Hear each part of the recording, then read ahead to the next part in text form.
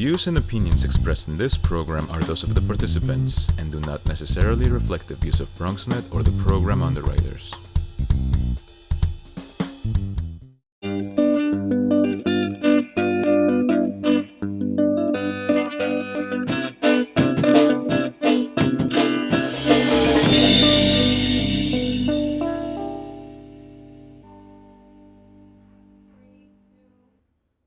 Welcome, good people of the Bronx and beyond. My name is Henry Ovalles, and I'm your host for Life and Art. On this show, we will bring you engaging and personal conversations with artists with whom you may not be familiar, people who have been working on their craft for at least a decade and are at a crossroads where passion meets necessity. We'll discuss creativity and inspiration with our guest artists, but also find out what it takes to balance the struggles of practical life while pursuing their passions. Our guest today is a talented young actress with a keen interest in theater and the human mind. She holds a psychology degree from Lehman College and is completing a master's degree in drama therapy from NYU Steinhardt School.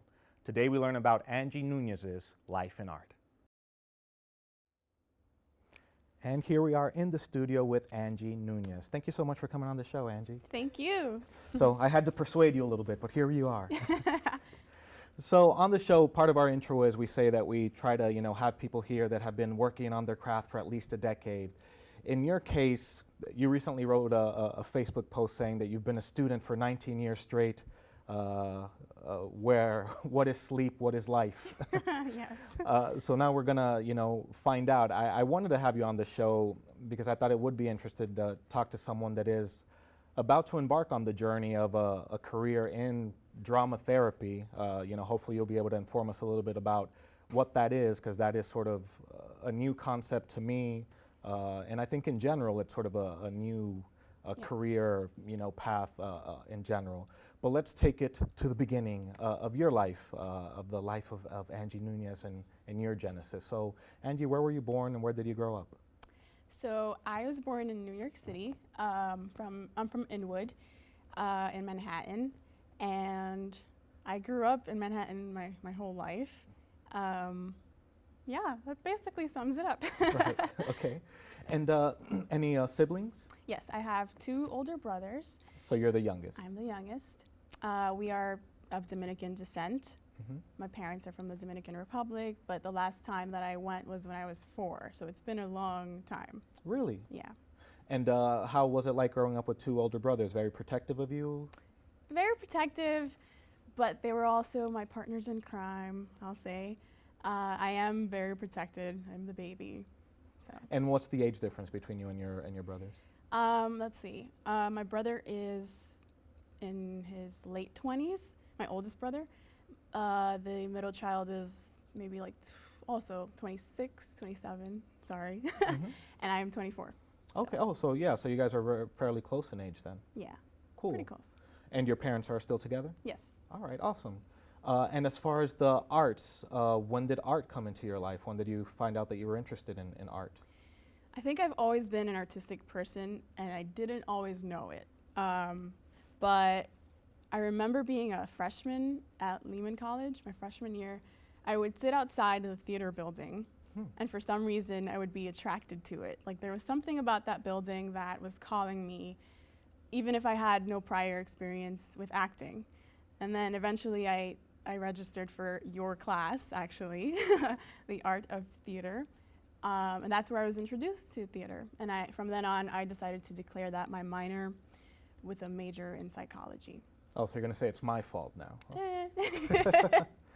And how about with your parents or your brothers, any artistic inclinations there within your family or your extended family? Yes. My uncle, his name is Jose Manuel Calderon. He's actually the pioneer of bachata, so he's a singer. Huh. He's actually in New York right now, staying with us. What else? I think that we have a lot of artistic people in my family. I have cousins who are singers. I have a cousin who was an actress, and she kind of deviated from that path. But I've been inspired by them for sure. Right. And then, we're going to get into it a little bit later, but psychology and you and your interest sort of in, the human mind and personality, when does that come into your life, your interest in that? When is that peaked? I think I've always known that I wanted to study psychology. I can tell you, I was 12 years old, taking a class, and the topic was just careers. And when I learned about psychology and being a psychologist, I said, oh, I want to do that. That's what I want to be. So that was pretty young. But I continued to pursue that. And I remember in high school taking my first psychology class and then just sticking to that and knowing very early in college that I wanted to study that. Then I learned about theater and things kind of changed. And then I started to take both fields, both classes. Right, together. So psychology and theater for you, it sort of happened in college that you, at least seriously, that you started considering them that sort of went on the same path. Yes, even though people always ask me like, well, what are you going to do with both of those things? They're so different. And it turns out that they're not very different at all. So. So then early on, like, talk to me about going back, so elementary school, middle school, was it all sort of in that Inwood area that you were hanging out and went to school and all of that? Elementary school, I went to PS5, which is in Manhattan, and then I transferred out of that school in the 3rd to 4th grade, and I went to the Mott Hall School, which is in Harlem. It's a gifted and talented school, and from then on I continued, and I went to Mott Hall High School actually, but it was different. It was a different school, and that was also in Harlem. So I've been all over the city, I would say. Right, and you didn't get involved really in any art programs within those schools? There were minor involvement, I guess, in the arts. Like I know I took some dance classes, but it was never like a really stable class. It was just like enrichment, so little pieces of art here and there. Right, so it was more like a hobby, but not anything that you really felt a strong passion for at that time. Pretty much. Okay, all right. So then you come to Lehman College, decide, and so how did it come about that Lehman College is what the college that you chose to attend? Let's see. I kind of wanted to go away, but knowing that my parents are overprotective, I ended up applying to Lehman, and I really like the campus. I think it's a really beautiful campus. So I've enjoyed my time here. So, yeah. All right, so that's sort of what it was. Mm-hmm. Parents didn't want you to go very far away, and you chose, okay, it's not too far away, and it's a nice campus. This is where I'm going to go. So you come to Lehman, you decide that psychology is probably the way that it's going to go, and then you end up taking this theater class, and luckily I was able to inspire you a little bit. So thank you for mentioning that, and I'm glad that I was able to do that for you. And then what happened? What's your first sort of theater production, or what's the first time that you get on stage? Let's see. What was my first production? I think we did like a student production. It was Don Juan in Chicago, directed by Lawrence Mays. Mm-hmm. That was the first time that I got on stage. It was in the set, I remember. Right, the Student Experimental Theater at Lehman College, okay. I remember being super shy, super nervous, but it was amazing. And then from then on, I continued to do theater productions with the department. I think my first one was Marisol, written by Jose Rivera, mm-hmm. and directed by John Clancy. So that was really great. And then from then on, I've done various productions. My most recent was In the Heights 2 years ago here. Right. And then I also did Mother Effer with the Hat as mm-hmm. Veronica. So I've had experiences here and there. Okay, so I think that's actually a good place for us to take our first break. When I come back, then I want to dig a little bit deeper into that. And it's interesting that you mentioned the plays that you have mentioned. Also, a lot of them have to do either with Latino themes or by Latino playwrights, and why that's important to you, or if it's coincidental. So let's take a pause right there, and we'll be right back with more about Angie when we return.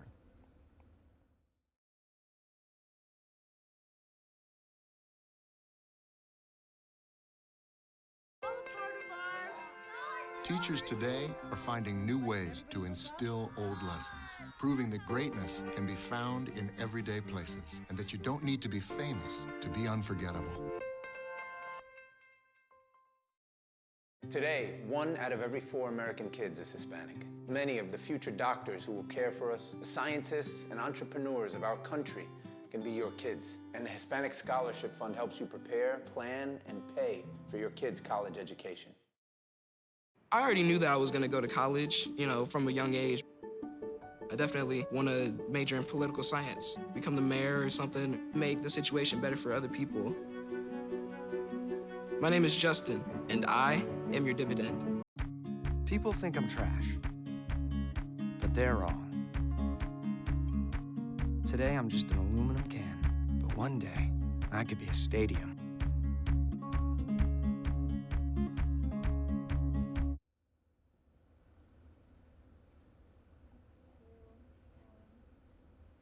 Welcome back to Life in Art. We're here with drama therapist Angie Nuñez, right? Recent drama therapist, and we're going to get into that in a little bit. So we left off with you sort of talking to us about your theater career, your academic theater career at Lehman College, where you sort of took a theater class as you were taking psychology classes and discovering your passion for that. And just coincidentally, or maybe not so coincidentally, a lot of the plays that you ended up being cast in either had Latino themes or written by Latino playwrights. Was that a coincidence, or did you happen to go for those plays? Talk to me about that. I don't know that it was a coincidence. I think it was a coincidence. I decided to go for it and audition for these plays, and being that we're at Lehman College and it's a very diverse community, but it has a lot of Hispanic people, I think that it's important that these plays were written by Latino playwrights or directed by Latino directors. Mm-hmm. So I'm glad that it turned out that way. Right. Yeah. Right. Okay, so then you're doing these plays, and then at the same time you're taking psychology courses. So while at Lehman, you majored in psychology and minored in theater, is that right? Yes. Okay.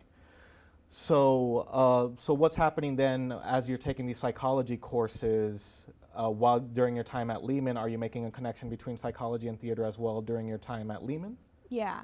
So I started to do this not on purpose, but it kind of eventually became something that I decided to do. So every semester at Lehman, I would take a load of psychology courses, Mm-hmm. and I purposely decided to take at least one theater class as I went along to create a balance and to nurture that artistic skill. And somewhere down the road, I think it was my sophomore year of college, I became really curious about psychology and theater, and I knew somehow that there was more to it.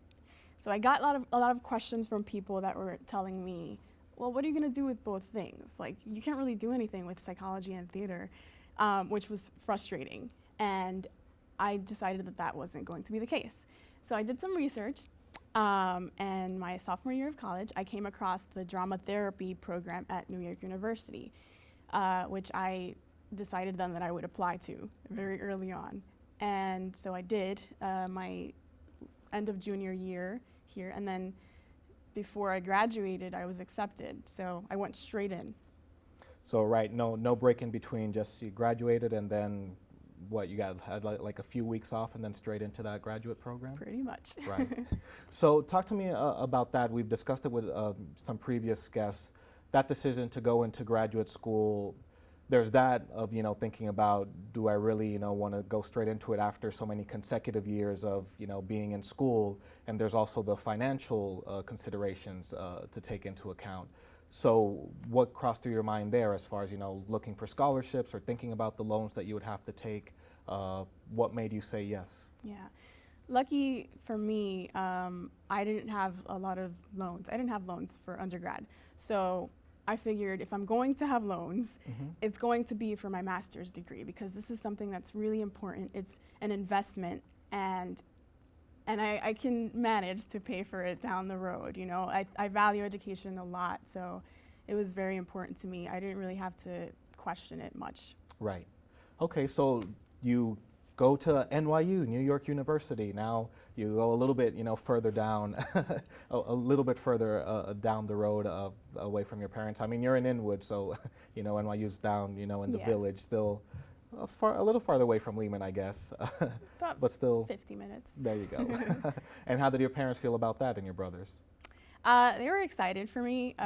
They've been very supportive for the past 2 years. Right. I mean, forever, but very supportive of my decision. Yes. So now talk to me about drama therapy. What is it? That's a great question. So I've been thinking a lot about this, and I think the answer to that changes a lot. I've heard it defined many different ways. But based on what I've learned, I would say drama therapy is a combination of psychotherapy and theater techniques as a vehicle to create change or to create just expression. So the individual gets to express themselves through metaphor, through story, through projective techniques such as using puppets, images, photography, video, making a play. There's so many different endless possibilities. And that's the magic of not only the theater, but the combination of theater and psychology. Got it. So for me, and I mean, you and I have had sort of conversations about this because I've, been doing theater for a number of years. I'm old. I've been doing it for a while. And as I've been coming up, a lot of the things that, I was always taught is, theater can be therapeutic, but it's not therapy. Theater's not therapy, but it can be therapeutic. So I've always had that sort of ingrained in my head. And that's one of the things that I've said to you, wait a minute, but what are you guys doing over here? And that could be dangerous. What are you talking about? But I've also studied psychology myself. I minored in psychology when I studied at Lehman. And of course, there is a history of that. You talked about psychotherapy with Freud, and then obviously, Jung also, there was a lot of role-playing that's been used in psychology throughout, decades. So talk to me about, in the history of drama therapy, how young is it as a profession, or is it going, back decades or centuries? What do you know about that? It's pretty new in the field. I think about maybe 40-ish, 40 Okay. years old, but it's growing, definitely growing. There are different approaches to it, different branches, different schools, which is great. But at New York University, what is used is role theory, which is the concept that the personality is composed of different roles. So there is no such thing as the self. And we have a role system from which we can choose different roles to embody in different aspects of our life. And in drama therapy, people are able to rehearse those roles and then learn to apply them to real life, to their own life, which is so great. I feel a lot smarter just right now. I don't know, just like something just came over me and I just, no, that's really great. Thank you, and thank you for sharing that. So let's actually stop right there. Let me take a breather, process that, Yes. and let's come back in our final segment and sort of go into what's next for you and maybe dig a little bit deeper into that and find out where we go from there. So don't go anywhere. We'll be back with more from Angie right after this break.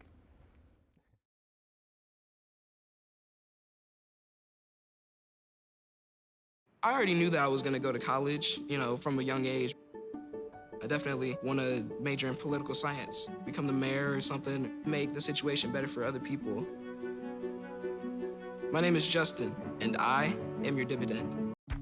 People think I'm trash, but they're wrong. Today, I'm just an aluminum can, but one day, I could be a stadium.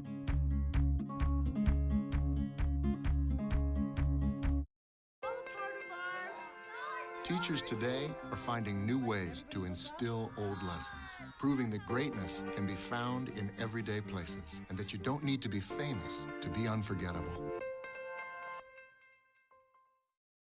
Today, 1 out of every 4 American kids is Hispanic. Many of the future doctors who will care for us, the scientists and entrepreneurs of our country, can be your kids. And the Hispanic Scholarship Fund helps you prepare, plan, and pay for your kids' college education. And we're back on A Life in Art with Angie Nuñez.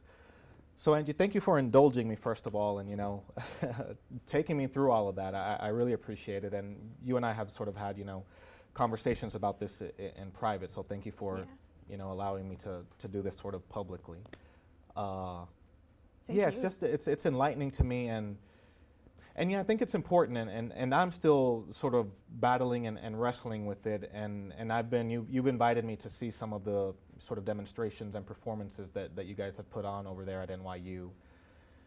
And I guess the conclusions that I've come to is that if art can be used for good, be it music being used for relaxation or to help people release stress and things of that nature, or painting to allow people to get things out, let out their demons or things of that nature. Why not the art form that I love and that I have spent so much of my, life contributing to, which is, theater and acting. So I guess thank you for what you guys are doing with drama therapy.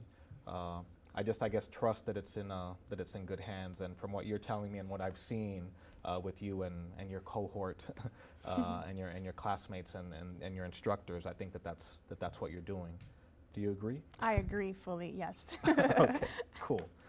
So let's talk a little bit about then what happens with a person such as yourself and your classmates that are now, thesis pending, are now a drama therapist, and you go out into the world. So what happens now? What line of work do you go into? Is there a dream job already out there, like a company that you'd like to work for, or is there a job that you create for yourself that you have in mind?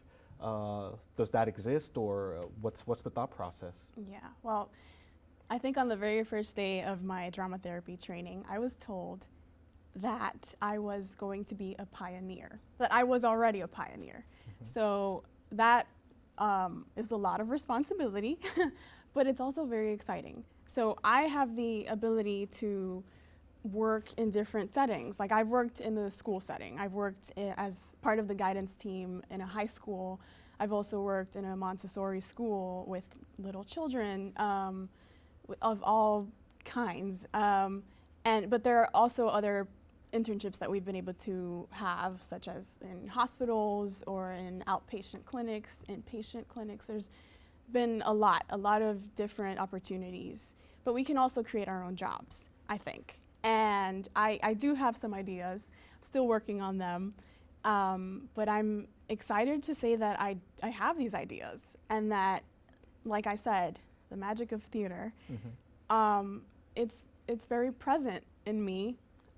I believe that I have somewhere to go, and I'm excited to see that happen. That's great. That's really great. And now let's talk a little bit about, I mentioned in the intro, you're actually a very talented actress as well. So what happens with that? Is that something that you want to pursue as well, or are you going to sort of put your acting career off to the side, or do you think that it can go hand in hand? Definitely. It can definitely go hand in hand. It should go hand in hand. I think, and I have been trained to think that I should be crafting and nurturing my own skills as an artist. Like, practice what you preach, And I think that it's necessary. It's no longer fun. I mean, it is fun, but it's no longer just fun. It's now a responsibility to nurture myself, to take care of myself so that I can take care of others as well, so that I can set an example for others, and so that I can maintain that thing that made me want to pursue this. Right. Yeah. I need to be in shows. I need to be an artist. I am an artist. Right, and then as a drama therapist, then how do the roles mix then, as an actor, as a director, as a therapist? When you're working on a project, do you sort of weave in and out of all of those roles, or how is the structure set up? Does it vary by project, or how does that work? What do you... Yeah, I can.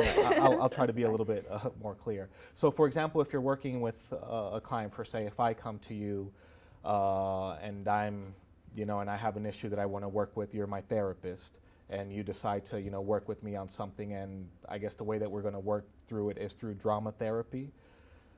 Do you then, through role playing, work with me to, work through my issues?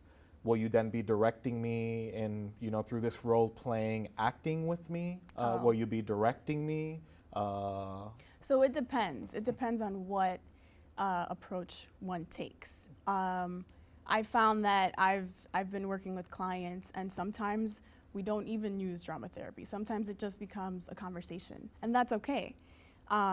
It's fluid, and there are different ways of approaching it. Like, as long as we're using metaphor or story, and what I mean by story is, when we walk into a room, we're automatically telling a story, whether we're vocalizing it or not.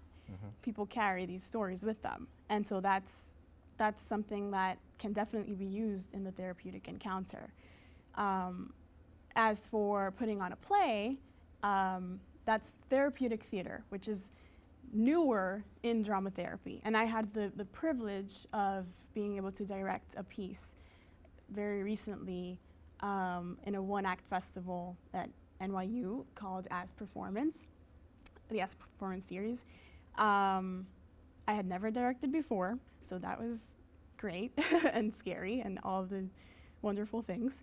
But I learned a lot. I learned a lot about what it means to hold different things at once, to be a director and to balance as well being a therapist. And I find that a lot of it has to do with creating the art, letting the theater be the therapy, but also leaving room for processing, for sitting down after a rehearsal and talking about things that are coming up for people. And it's challenging because it can be therapeutic for more than one person at once.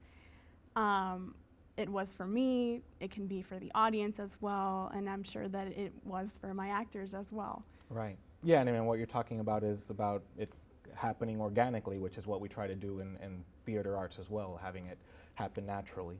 So we have to sort of wrap up quickly here. I just want to, as we wrap up, say that I'm just really proud of you, as being my former student and now seeing you blossom and become this, very talented artist, and now this, poised drama therapist, and your significant other is one of my dearest friends, Sam Rivera, who's also a very talented actor that's, been mentioned on the show before, and now is a firefighter there helping, communities, and is now off flying a plane somewhere.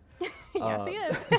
But one of the things that we like to end the show with is asking folks, if you had it to do over again, would you choose a life in art? And what would your advice be to someone that wants to follow in your footsteps and, have a life in art and perhaps be a drama therapist? What would you say?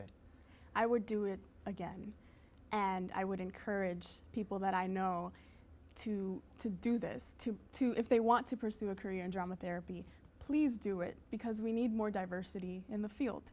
And because I believe in it. I've believed in it for years before I even knew that the field existed. So. Awesome. Well, thank you very much, Angie. We've run out of time, unfortunately, but thank you so much for sharing your life and art with us, and thank you for joining us today. As we always do, we've run out of time. But again, thank you, Angie, and thanks to all of you. We definitely want to invite you to connect with us on social media. Make sure to visit us on Facebook and YouTube at A Life in Art, and Instagram and Twitter at A Life in Art TV. We'll be back with more stories from emerging artists when we return with A Life in Art.